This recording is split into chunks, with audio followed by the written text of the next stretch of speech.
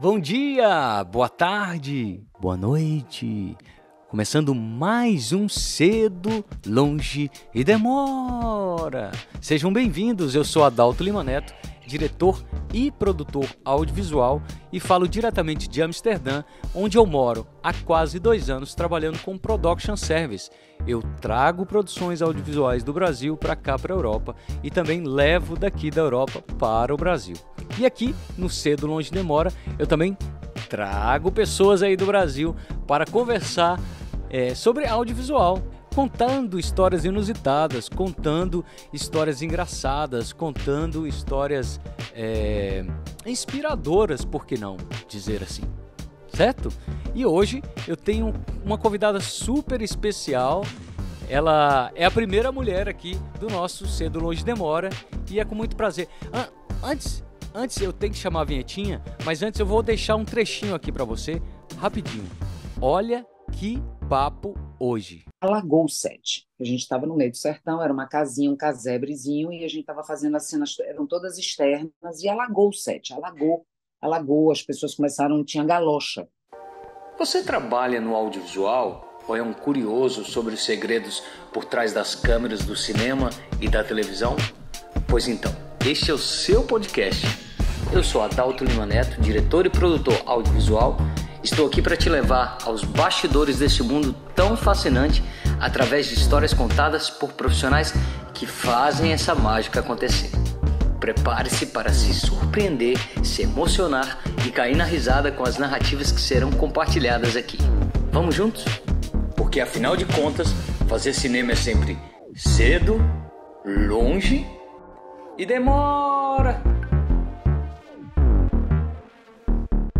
Pois é, fazer cinema é isso, cedo, longe e demora, mas a gente não desiste.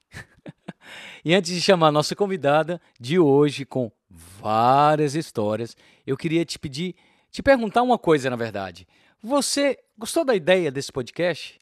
Então, por que não deixar já um like aqui se você está escutando esse podcast no seu tocador de áudio? Ou então, se inscrever no nosso canal se você está assistindo ele no YouTube. Vai lá, se inscreve. Agora, no final, se você gostar do nosso papo, se você gostar das histórias que passaram por aqui, deixa o seu like. Aí eu vou te pedir só lá no final para deixar um like e encaminhar para os amigos, tá bom? Mas por enquanto, você já seguindo o canal, já ajuda a gente demais a chegar em mais pessoas dessa comunidade, ou curiosos também, curiosos para saber sobre os bastidores, o que está por trás das câmeras pelo Brasil afora.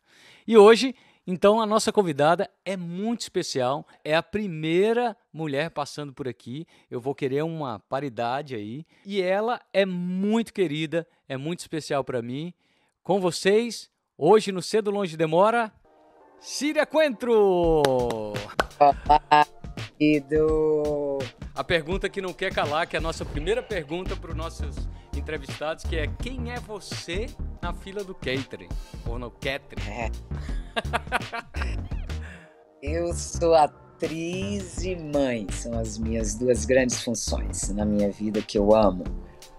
Atriz desde 1988, comecei com teatro em Salvador, em 1993 fiz minha primeira novela. Então já tem uma estradinha aí de teatro, de TV e de cinema. Já fiz muitos espetáculos, algumas novelas e alguns filmes. Me orgulho muito da minha trajetória. Que maravilhoso, e é linda a trajetória. Começou, na televisão, ela começou em 93, para quem não se recorda, em Renascer. E aí a gente tentou contar aqui algumas novelas, e foi Rei do Gado, Mulheres Apaixonadas, Pé na Jaca, A Favorita, Caminho das Índias, Flor do Caribe, nossa mãe, Velho Chico, e hoje está no Fuzuê, que é a novela da Sete, que começou agora recentemente. Eu fui assistir um pouquinho e que clima, hein? Que astral que é essa novela. Eu tô bem feliz, porque tem um diferencial. Essa novela me leva para um outro lugar, porque a gente corre o risco, principalmente no audiovisual, de ficar encaixotadinho, né? Então, Cada ator serve para um perfil de personagem. Então eu comecei fazendo drama, coisa que eu amo fazer. Eu não gosto de sofrer na vida, mas sofrer na arte eu amo. E tem uma facilidade de emocionar. Isso é uma, é uma característica, né? De alguns atores são comediantes e outros têm uma veia mais dramática, né? Que tem essa facilidade com a emoção. E graças a Deus, eu tenho influência nas duas extremidades. Eu me encaixo, me encontro na comédia e me encontro muito bem no drama. Mas entrei na televisão no drama, fazendo personagens densos, que sofrem, que têm tragédias. E essa personagem, Emília, que se chama de Fuzue, primeiro que ela já está inserida no horário das 7, porque a Globo ela meio que setoriza assim as linguagens de cada horário. E o horário das 7 é um horário que prima por ir para o lado cômico, ter essa linguagem de comédia. Então eu já estou favorecida, porque eu já estou ali e estou trabalhando com a deusa maravilhosa que eu amo há muitos anos, tenho muita admiração por ela, já chamei ela de perfeita, falei isso para ela e falei, tenho testemunhas, não estou inventando, Eu sei que que é Lília. Lília Cabral. Eu E vi é uma minha cena de parceira. vocês duas maravilhosas, maravilhosas. Não, assim, Siri, acorda que você está trabalhando, porque eu fico assistindo, eu fico boba com ela, literalmente. E ela tem uma facilidade para comédia que ela tira graça onde não tem. Né? Você lê um texto que, quando você vai estudar a cena, você lê a sua fala e, obviamente, você lê a fala do outro. E, obviamente, você, como ator, já te ocorrem maneiras de dizer a fala do outro, né? Quando você lê, isso inconscientemente, você lê já a sua as suas características como atriz se manifestam nesse momento e você idealiza aquela fala, uma maneira de falar. Claro. E ela sempre vem com uma surpresa, ela sempre vem com um olhar que não te ocorreu e que eu sempre penso, é esse tom que tinha que essa fala tinha que ser dita dessa forma. Então, e ela tira a graça da onde não tem, ela faz um texto ficar engraçado, um texto que não é engraçado, dito por qualquer outra pessoa não seria, com ela fica. E faz a emoção também no momento certo, enfim. Então, eu estou No muito feliz momento com a Emília certo, porque na medida certa, né? me levar para outros lugares na TV. Eu vou poder mostrar outras fotinhas minhas, sabe? E isso é bem rico. Tanto para mim quanto para minha história mesmo, né? Porque aí eu amplio o olhar das pessoas sobre mim. Mas você começou na teledramaturgia já ali com Antônio Fagundes, Adriana Esteves, Marcos Palmeira.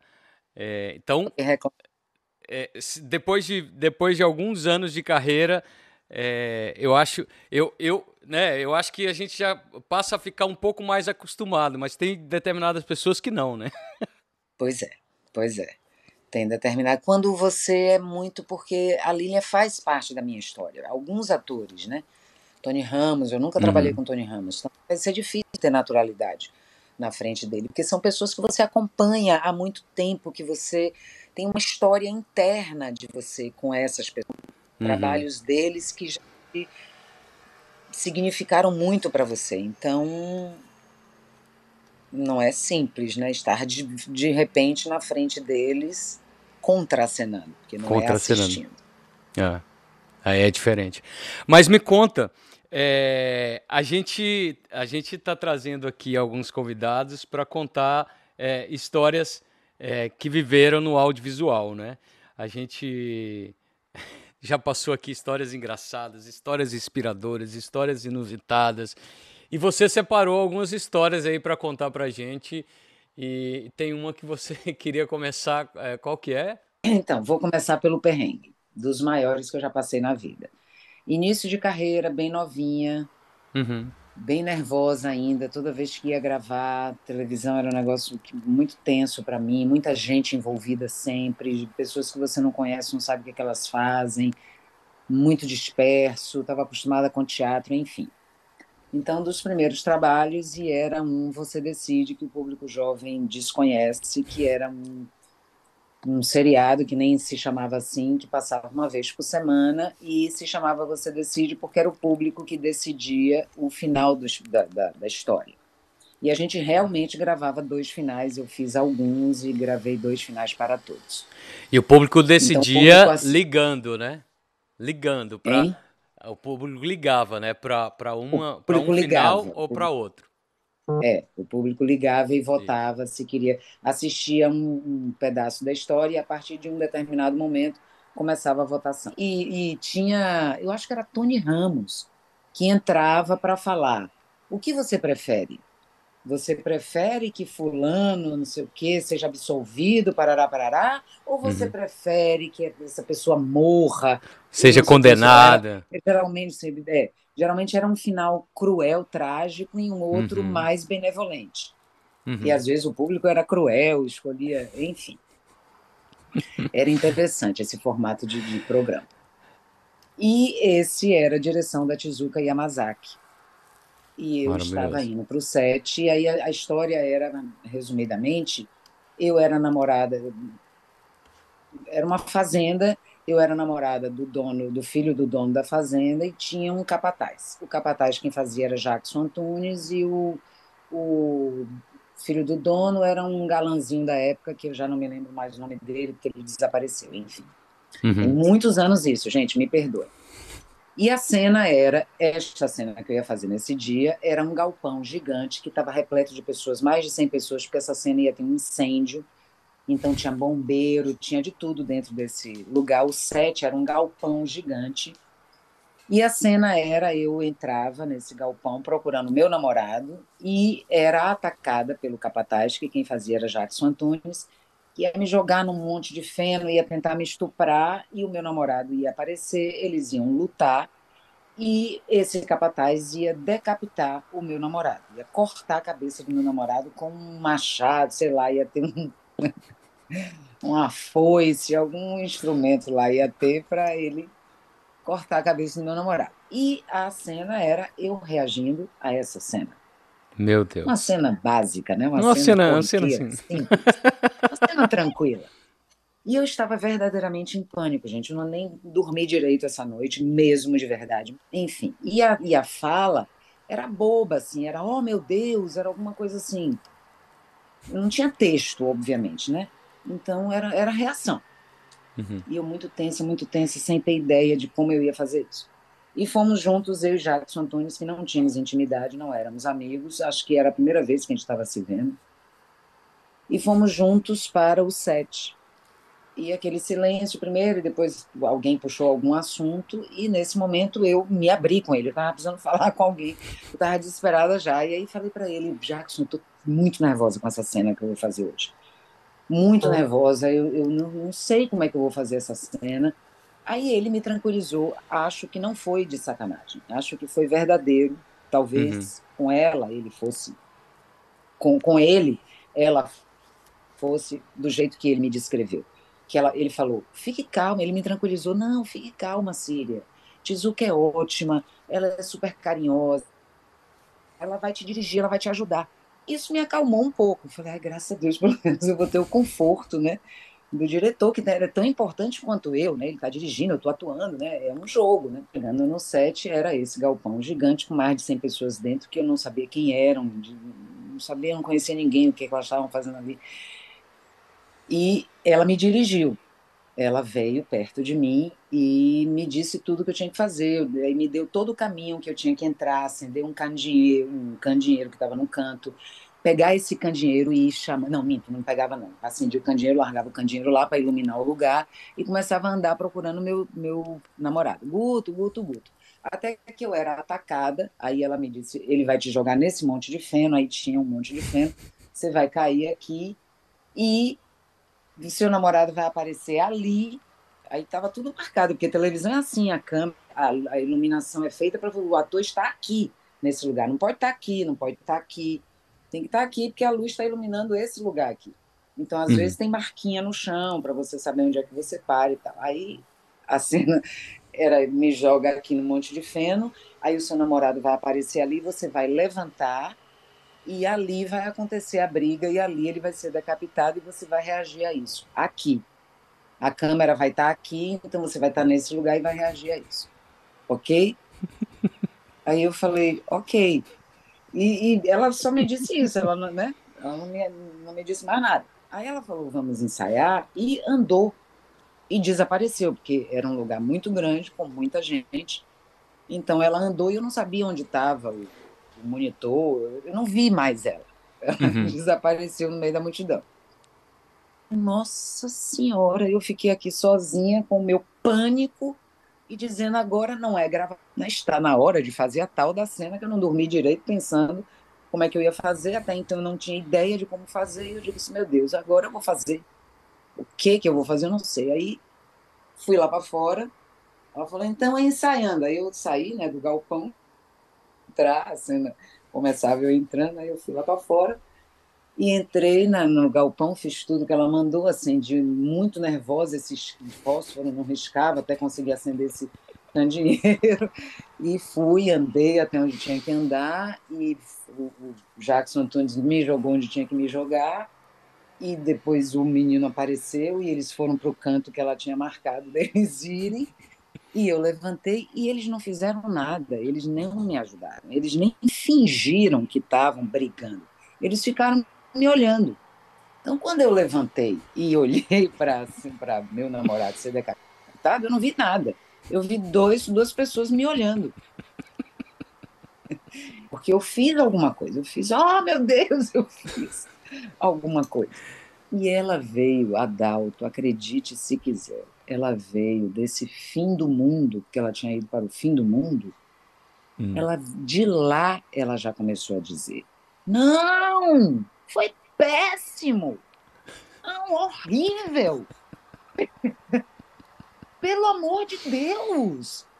Pelo amor de Deus! Ela já veio de lá, ela veio todo o caminho longo, que ela estava longe de mim. Com essas 100 pessoas, todas assim como eu estava ouvindo, todas as 100 estavam ouvindo o que ela estava falando. E ela Meu veio Deus. acabando comigo, ela veio dizendo que a cena tinha sido péssima e que aí ela falou: Minha filha, é seu namorado, você ama essa pessoa está sendo decapitada na sua frente, assim, em choque, ela estava em choque comigo, que eu não tinha feito essa cena direito. Estava nervosa, eu estava insegura, eu estava tudo, mas ela já estava perto de mim, e aí eu falei, entre dentes, eu acho que só ela ouviu o que eu falei, talvez o câmera que estava muito perto da gente. Eu nunca vi ser decapitada na minha frente. Eu realmente não sei como fazer essa reação. Você é a diretora. Me ajude, me dirija. Nossa. Aí ela calou e foi para lá e falou: Vamos de novo. Aí o câmera me dirigiu. O câmera, depois que ela saiu, o câmera falou baixinho para mim: Não precisa ficar parado. Ele me dirigiu, assim, ele me ajudou da maneira que ele pôde me ajudar. Uhum, uhum. Ele falou: não precisa ficar parada, não fique presa, pode se mexer e solte a voz. Pode gritar que é problema nosso. Que eu ainda tinha essa preocupação. Na televisão se berra. De estourar Não. o áudio e tal. E ele falou: pode soltar a voz. A gente fez mais um ensaio. Depois nós gravamos mais umas 2 vezes, não mais do que isso. Mas aí eu falei isso, eu consegui reagir para ela, mas eu fiquei destruída internamente. Eu não Claro. fiz uma boa cena, eu não. E fiquei mal depois, fiquei muito deprimida depois. Eu ainda tinha cena depois disso. E teve uma hora que eu estava num tamborete, assim, sentada, muito arrasada, e ela passou. Ela já estava dirigindo outra cena e eu estava ali aguardando. Eu ainda tinha cena para fazer, e ela ainda tentou melhorar dizendo o seguinte texto para mim. Ela passou assim, me viu e falou: Tá triste? Não, fique não, não se preocupe não, na edição eu conserto. Pode deixar, na edição eu conserto. Na edição eu conserto, ou seja, você fez tudo errado, né? Tá ruim, mas eu vou melhorar. Gente, que coisa absurda, né? Chocante. Você chegou a encontrar com ela depois disso ou nunca Nunca mais? mais. Nunca mais. Obrigado, né? Nunca mais obrigado. Verso. Eu acho que é um pouco. Eu já vivi muito essa coisa, né, da relação do ator com o diretor. E uma coisa que me ajudou muito, assim, dirigindo, é de ter uma formação de ator, assim, de entender o processo né, de atuação, Cara, eu não entender. sei se precisa ir tão longe. Eu não sei se o diretor, claro que acrescenta, mal Uhum, não fará jamais. uhum, Mas não sei se é necessário. Não é porque atuar é topar uma exposição muito difícil, né? Não é uma coisa muito simples. Então, o diretor pode não, mas tem que ter uma sensibilidade para lidar com o outro. Senão você não soma. O diretor que agride o ator, ele perde aquele ator. Porque atuar é fingir, e fingir é brincar, né? Fingir uhum. é um faz de conta, tem que ser uma coisa lúdica. Eu, por exemplo, não sou o tipo de atriz que fico contaminada pela cena depois que corta. Eu posso estar fazendo a cena mais dramática do mundo, eu posso estar me acabando em cena. Mas quando eu falo corta, para mim corta. Eu sei que eu estou interpretando, eu não estou sentindo aquilo. Uhum. É claro que tem uma parte de você que você empresta para vivenciar aquelas emoções. Mas Claro. tem um distanciamento de consciência. Eu sei que não sou eu, não perdi aquele filho. Isso é uma Uhum. cena. Então, quando corta, para mim corta. E então o ator tem que estar com esse espírito da brincadeira. Tem que estar com essa leveza, tem que estar com esse campo aberto para ocorrer coisas, para a criatividade aparecer, para se o diretor agride o ator vai ficar com raiva, o ator vai ficar inseguro, o ator vai ficar tudo, menos ser, brincalhão, divertido, relaxado, que é o ambiente propício para a criatividade aparecer. Claro, eu acho que vale a máxima de empatia, né? Pelo menos um pouco de empatia com o ator ali, né? Não, e para mim faz parte da profissão do diretor. O diretor tem que, Uhum. inclusive, ele tem que aprender a lidar com os diferentes atores que ele tem. Não é nem uma maneira para todo mundo. Ciro é assim, Claro, mas fulano é assado. Então, com Síria funciona isso, mas com fulano não vai funcionar. Então, o diretor tem que ter esse jogo, faz parte do meu trabalho. Eu claro. abri meu campo para interpretar, eu lido com várias personalidades dos personagens, o diretor tem que lidar com várias personalidades dos atores. Dos atores. Fica a dica, né? Fica a Por favor. dica. Fica a dica. Os diretores que estão assistindo a gente, fica a dica, por favor. Mas, gente, que história, hein? E como eu falei, eu acho que não foi sacanagem do Jackson. Ela Uhum, provavelmente foi uma diretora para ele e outra para mim, entendeu? uhum, Eu acho que ele não estava me colocando numa roubada. Não, fique tranquilo que ela é legal sendo escrota. Porque ela comigo ela foi muito escrota. uhum. Mas com ele talvez não tenha sido. Nossa. Enfim. Mas Mas aí então, posso passar para a segunda história? temos mais história. Temos mais Temos história. agora uma é de cinema. Cinema. Bom. Que essa é a seguinte. Foi Gonzaga de pai para filho. Eu Hum, fazia a mãe do Gonzagão. E a gente maravilhoso estava esse. no sertão mesmo, de Pernambuco, num Uhum, lugar muito inóspito. Tinha carcaça de boi, várias perto da casa que era nosso set. Era uma tristeza. A gente estava num lugar mesmo que era o, o habitat daquele personagem e era um lugar muito difícil, que era uma surra que a mãe dava no Gonzagão por um apronte. hum, Ele entra num embate com o coronel da região e ele é jurado de morte. E ela fica apavorada com essa realidade, com essa situação, e uhum. ela, para punir ele, Ó, ela fica desesperada com essa situação dele ter sido jurado de morte por esse coronel poderosíssimo da região, riquíssimo, e ela, uhum. quando ele chega em casa, ela briga e dá uma surra nele. Nossa. Uma surra histórica, assim, uma surra de cinto. Então a cena era essa, eu batendo num rapaz. Eu odeio bater em cena, eu odeio apanhar, mas eu talvez até prefira apanhar do que bater. Eu odeio bater. Eu não sei bater, enfim. E também, mais uma vez, a cena não tinha muito texto, não era, eram, "Pra que você fez isso?" Tinha, sei lá, umas duas, três frases, ou nem isso. Era a intenção ali. Era a intenção ali da surra. Uhum. E aí, essa cena estava nos planos de filmagem. Plano de filmagem é uma coisa que muda muito, é um negócio que Sim. muda quase que diariamente. O primeiro dia de filmagem, essa cena estava lá para o quinto dia, sei lá, e a gente estava no primeiro dia de filmagem, estreia do filme. Primeiro dia, primeiro set, primeira cena, e vamos começar. A gente chegou nesse set, o tempo fechou e começou uma tempestade. Tinha 5 anos que não Nossa. chovia nessa região, e uma tempestade nesse dia. Tempestade, tempestade, trovão.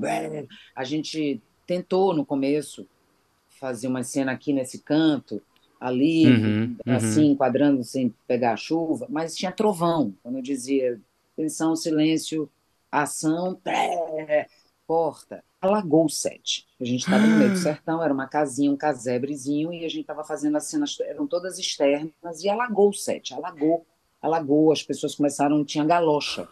Do nada apareceram galochas e a equipe tinha galochas dentro d'água. Aí caiu, né, todo o plano de filmagem, todas as cenas eram externas, não tinha como, além de estar alagado, chovia forte, Uhum. caiu todo o plano de filmagem. E aí eu estou bem tranquilo dentro da casa, a gente aguardando os próximos acontecimentos, vem Breno Silveira, nosso querido, que já nos deixou Uhum. recentemente, infelizmente. Eu fiz Saudoso. muitos filmes com ele, ele é muito importante na minha história e era uma pessoa muito querida. Ele me chama e Uhum. com muita tranquilidade, porque ele era fofo com os atores, me disse: Síria, nós vamos começar pela cena da surra, que não tem o que fazer. Não, não tem. Aí eu falei, na hora que ele falou isso, eu falei: Breno, Breno, não, Breno, não, não, eu não estou preparada, não, não estou preparada para fazer essa cena. Eu me desesperei, falei: não faça isso comigo, não faça isso comigo. É a primeira cena do filme. Essa cena é a cena mais difícil. Eu não estudei essa cena, Breno. Eu não estudei essa cena. Não preparei nada. Eu não tenho a menor condição de fazer hoje. Ele falou, ele ficou, ouviu tudo, meu desespero. Mas, Siriane, vai ter que ser. Vai ter que ser. A gente não tem o que fazer, não tenho nada para fazer mais. Hoje não tem nada para fazer. A única coisa que a gente pode fazer é essa cena, que é dentro de um quarto, né? E a gente vai começar E por ela. precisa não, não pode perder o dia, a diária. Não pode perder o dia, vai voltar pro hotel, não fazer nada hoje. Aí ele falou: Willa, vamos te dar tempo. A gente. Meu Deus do céu. Aí, pronto, não tinha o que fazer, vai vestir o figurino. E não tinha texto, né? Essa cena não tinha texto. Eu falo pra caramba nessa cena. Quem assistiu o filme vai ver. Eu falo várias coisas na cena. Uhum. Não parecia que eu vi documentários do Glauber Rocha dirigindo e vi pessoas falando de como era ser dirigido por Glauber, Uhum. e Breno era Glauber. Eu pensava isso, inclusive. Durante a cena eu dizia: olha, Breno está igual, porque ele me dirigia durante a cena. Ele ficou agachado. Era um quarto, era um cubículo, o set era um cubículo, que era um quarto desse casebre que a gente estava, que era um lugar muito apertadinho. Nesse lugar estava o cara do boom, o câmera, Breno. Então, 5 pessoas, era tudo espremido. Cada um tinha que ocupar o seu espaço, que, né, estava tudo apertadinho. Breno estava agachado numa quinazinha do quarto e ele me dirigia durante a cena. Meu O Deus. áudio teve muito trabalho depois para editar essa cena, porque ele falava durante a cena: faz isso, faz aquilo, vira para lá, vira para cá, bate, Mali, bate, bate. As coisas que ele mais falou foi: bate, bate mais forte, bate.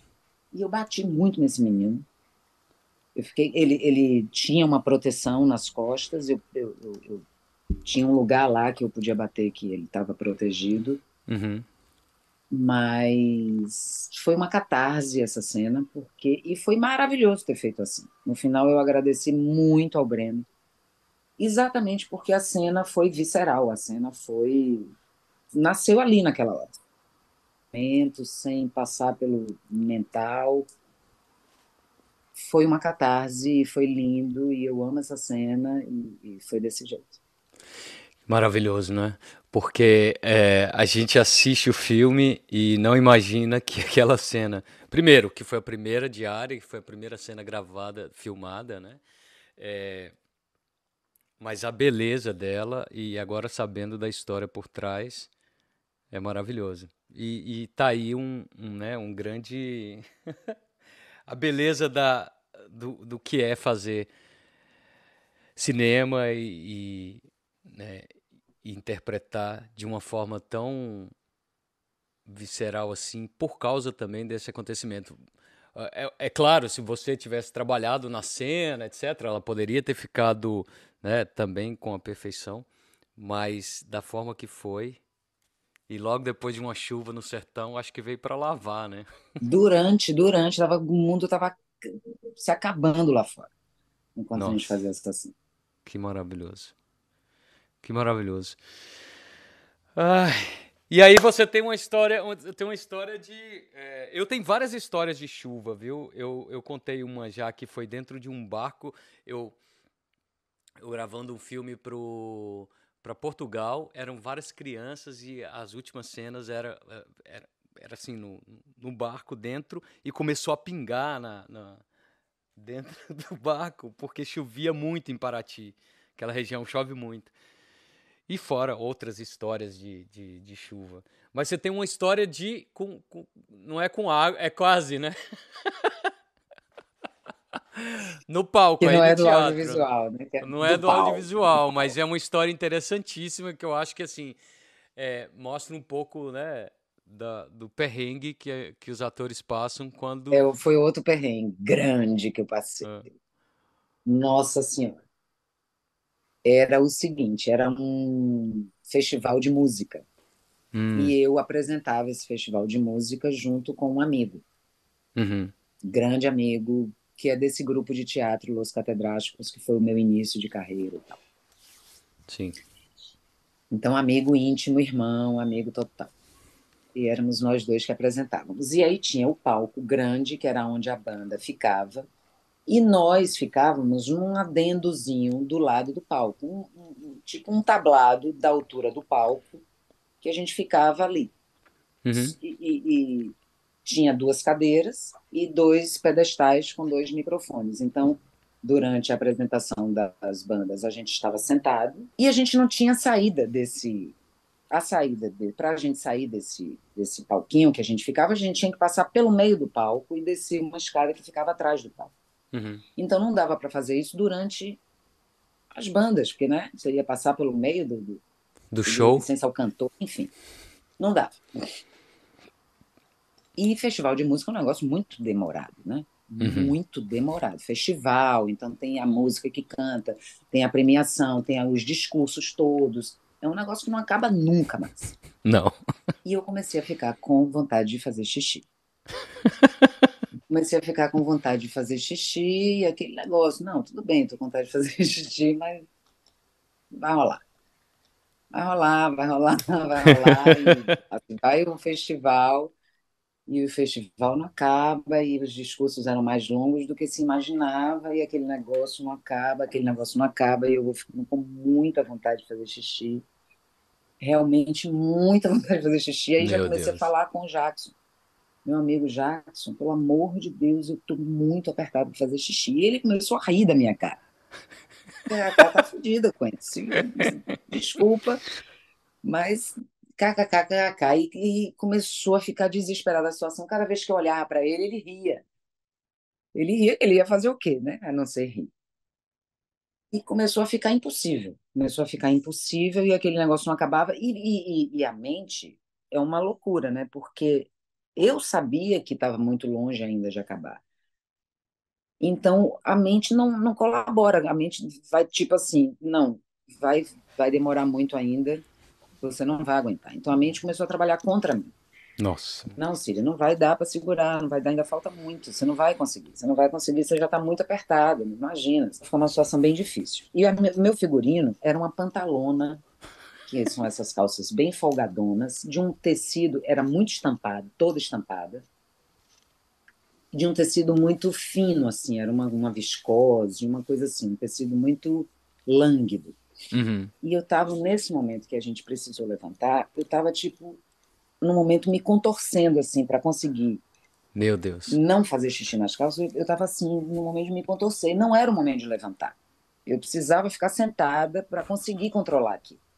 Lá nos contorces discretos, que talvez eu estivesse dançando, sei lá, eu estava fazendo alguma coisa para segurar a onda, não podia levantar naquele momento, mas precisou levantar. E quando eu levantei, eu comecei a me mijar, literalmente. Eu não deu para segurar, não dava para ver nada. Era uma Uhum. calça folgada, grandona, que ficava meio. E eu vi que não dava para ver. Ia perceber que eu estava fazendo xixi. Menino, mas foi um alívio. E quem começou a falar foi Jackson. Uhum. Ele falou, e quando chegou a minha vez de falar, eu falei com um sorriso no rosto, porque, tipo, ai meu Deus, que alívio. E eu falei o que eu tinha que falar, e depois a gente falou e tal, e sentamos de volta. Que aí a gente apresentou a próxima banda, e agora com vocês, banda tal, não sei das quantas, e voltei, sentei. E aí eu olhei para Jackson assim, com essa cara de alívio, e ele ficou assim, me olhando sem entender. Aí eu, do olho dele, eu olhei para a poça, que tinha uma poça de xixi na frente do, na frente do meu pedestal. Aí eu estava assim, olhando para ele e me olhou com a cara, Coentro, é isso mesmo, você fez xixi no palco. Eu falei, fiz, amor. Mas o ser humano, né? Não deu para segurar. Sensacional. Não é todo dia que acontece isso, né? Durante esses, né, quase 30 anos de carreira, não é isso? Uhum. Em que momento você falou assim, nossa, que orgulho, que profissão e que teve algum momento assim que você lá gravando ou prestes a gravar, que você realizou assim, que você né, que caiu a ficha assim, que profissão maravilhosa que eu tenho. Todos os dias. Eu agradeço.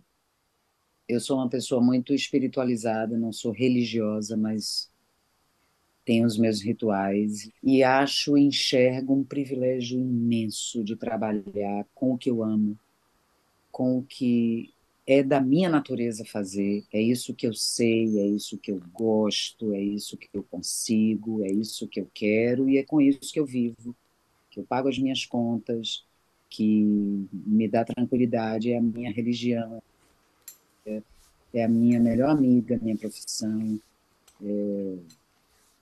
é tudo para mim. E eu agradeço Maravilhoso. todos os dias. Eu posso estar passando o maior perrengue, posso estar passando frio, posso estar passando uma situação, fazer parto no meio do sertão, em Velho Chico, quebrando galho, se arranhando. Eu posso estar fazendo na situação que for. Eu estou agradecida, feliz e me sentindo muito privilegiada. Maravilhoso. Inclusive porque trabalho com arte, então eu renovo as pessoas. Então, além de tudo, além de eu gostar, de eu saber, eu ainda melhoro o mundo. Eu acho que a arte melhora o mundo, tem essa função e eu trabalho com isso. E eu sou instrumento disso. Eu emociono as pessoas, eu divirto as pessoas. Nossa, não tem preço. Esteja eu no teatro recebendo aplauso, esteja eu no set com um olhar assim do câmera, com o diretor dizendo valeu, foi linda a cena. Seja qual for o retorno que eu tiver, eu recebo todo o benefício daquela transformação, sabe? Daquela benéfica que a arte causa nas pessoas. Pode ser uma pessoa e pode ser um Maravilhoso. teatro. Eu recebo o mesmo prazer, sabe? O mesmo a recompensa tem o mesmo tamanho. Não importa quantas pessoas me. E você trabalhando numa janela igual a Rede Globo, né, que fala todos os dias para milhões de pessoas, deve ser também gratificante. Falar nisso, o que que você costuma recentemente né, ou agora, o que que você está assistindo aí para indicar para as pessoas, além de Fuzue? Bom, eu vou indicar em primeiríssimo lugar uma série que eu estou fazendo, que está cotada como das 10 melhores séries brasileiras. Há muito tempo está no top 10. Em primeiro lugar, que é Impuros, Impuros. uma série que só está no Star Plus, que acabou ontem, estreou a quarta temporada, ontem. Uhum. O público não aguentava mais aguardando essa quarta temporada, porque a gente levou quase 2 anos para lançar a quarta temporada. Foram de distância da terceira para a quarta, foram quase 2 anos.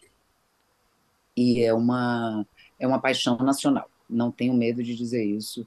Eu faço novela, faço cinema, mas aonde quer que eu chegue, as pessoas falam de Arlete de Impulso. Maravilhoso. Então, e é uma série muito. Eu sou fã da série. Eu sou fã da série. É uma série muito relevante porque trata de uma realidade muito eminente na sociedade brasileira, Uhum. que é a realidade da favela, da, daquele contexto ali, do que as pessoas passam, e da falta de oportunidade, e do caminho que elas tomam, e desse embate que vira polícia, ladrão e tráfico. Mas o foco de Impuros não está no tiro, na porrada, na bomba, na perseguição. Impuros está na relação das pessoas, está dentro da casa desses personagens, está dentro do afeto desses personagens, de que Uhum. maneira esses personagens lidam com os familiares deles, com as que Maravilhoso. amam, o que importa para eles. Então, a essência dessas pessoas, o contexto em que elas estão é esse, é cruel, é trágico. Mas quem são essas pessoas? O que é que elas sentem? O que é que elas pensam? Uhum. Então, é por isso que cria essa identificação, porque é uma realidade muito próxima da gente, né? As pessoas se envolvem com os personagens. O Rafael Logan, que faz o protagonista, Uhum. ele já foi indicado 2 vezes para o Emmy, e Maravilhoso. ele faz o bandido, dono do morro, que manda matar e que as pessoas amam. As pessoas amam, eu faço a mãe dele, sou odiada, e ele Nossa. é amado. Eu não assisti ainda, mas eu sei, né, eu conheço um dos diretores, o René Sampaio, e gosto muito do trabalho dele. E tá na minha lista aqui também. Muito obrigado por relembrar. E parabéns pelo trabalho, porque realmente é um sucesso muito Tenho muito grande. orgulho. É o trabalho mais longo de audiovisual que eu já fiz na vida, né? A gente Uhum. está entrando já tem mais de 5 anos que a gente trabalha junto. Fica aí a dica da quarta temporada de Impuros Já e está na já tá vida. no ar, já tá no ar. Ó, eu gostaria de agradecer muito a sua presença. A última vez que a gente se viu foi numa oportunidade muito mágica de assistir Roda Viva numa montagem não no Teatro Oficina, mas sim na Cidade das Artes, no Rio de Janeiro. E a gente pôde assistir juntinhos ali. Foi maravilhoso, emocionante. Zé Celso realmente naquela montagem né, de todos os trabalhos que ele fez durante a carreira, realmente de tirar o chapéu, sem palavras. Ai, que saudade, que saudade. Nem fale, nem fale. Eu tenho uma história com o Zé, né? Eu fiz Uhum. espetáculos dele, eu era próxima dele, eu era amiga dele. Muito impressionante tudo. É, Muito triste, muito inclusive impressionante. você estava no casamento, né? Você foi, Eu eu fui te para o casamento. acompanhei lá. É. E o meu amigo, irmão do mesmo grupo de teatro Los Catedráticos, foi a pessoa que insistiu, que realizou o casamento. Maravilhoso. Então fica aqui nesse episódio fica a nossa homenagem a Zé Celso por tudo que ele fez pelo teatro brasileiro, por tudo que ele fez pelos atores e pela arte no Brasil. Muito obrigado, Zé. E muito obrigado Muito também, obrigado. Síria, por você aqui. A gente A gente tentou várias vezes e conseguimos, então você é a minha primeira entrevistada. Olha que maravilha! Muito feliz e muito Bem, obrigado amor, pela sua adorei. presença. Muito bom te ter aqui, viu? Foi uma delícia a nossa conversa. Quer deixar uma mensagem para o pessoal que está começando agora a carreira de atriz, ou no audiovisual, seja qual for, assim, ou atrás das câmeras, ou na frente das câmeras? Ah, cara, tem uma coisa que eu acho que é o grande conselho para se quer ser ator, tem que abrir o interno para a criação e se ver como uma parte da engrenagem do projeto que você está envolvido. O iluminador faz uma luz e o diretor não aprova, não quero essa luz, não quero essa cor, eu quero uma gelatina azul, não é vermelha. Se o iluminador ficar chateado porque ele botou Uhum, vermelho e o diretor não gostou, e ele ficar dizendo eu sou um péssimo iluminador porque eu botei vermelho, não vai dar certo. uhum. É a mesma coisa com o ator. O ator fala de um jeito e o diretor fala, não é assim, é assado. Se o ator disser, ai, sou péssimo, não vai funcionar. Então, o ator ele tem que estar, ele tem que chegar, seja no set, na sala de ensaio, na leitura, aonde quer que ele chegue, ele tem que estar com o interno dele, com a escuta muito aberta. É uma parceria, é lindo existir diretor. O diretor é o olhar de fora.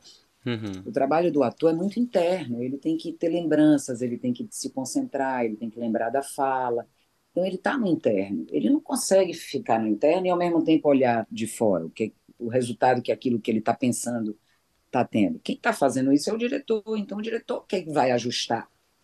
Então Claro. o ator se manter nesse estado, com o interno aberto e disponível. Essa é a minha maior dica.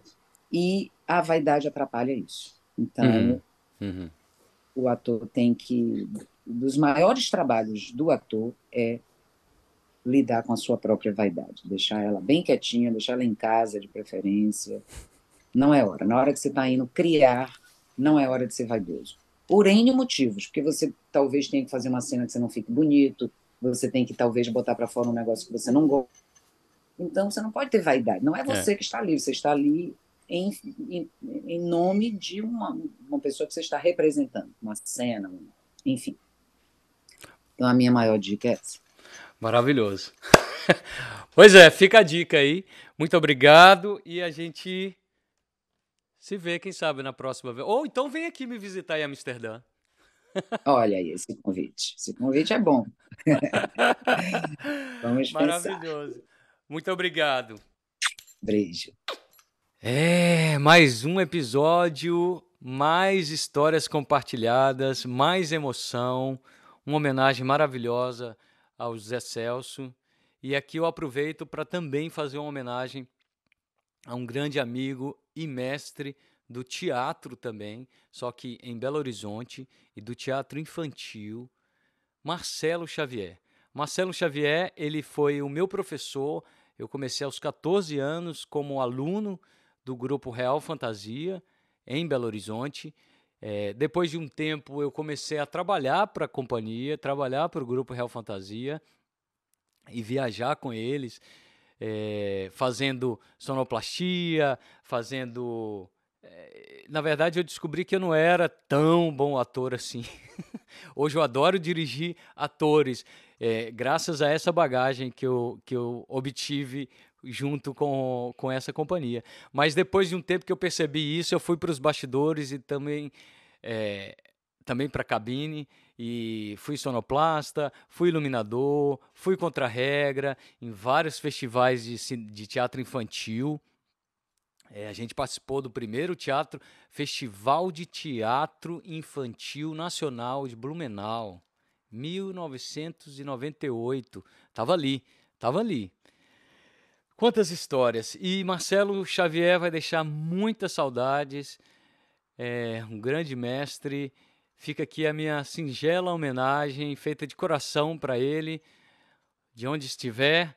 E um beijo a todos do Grupo Real Fantasia. Fica aqui o meu carinho e meu abraço de longe, bem longe, mas bem apertado, tá bom? E se você gostou desse papo até agora, deixa o seu like agora. Agora é a hora de deixar o seu like e compartilhar com seus amigos, ou com seus colegas de trabalho, ou com seus familiares, para contar um pouquinho do perrengue que você passa, se você trabalha com audiovisual, do perrengue que você passa nos bastidores e ninguém sabe. Meu irmão mandou uma mensagem agora há pouco falando: nossa, eu não sabia dessas histórias todas. Ele está acompanhando. É um fã número 1. Obrigado, Diego.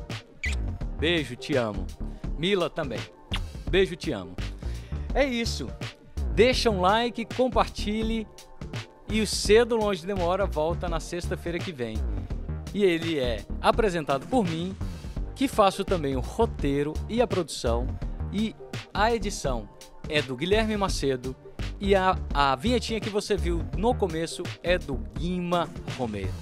Muito obrigado a todos. Obrigado mais uma vez, Síria. Um beijo e até sexta-feira que vem.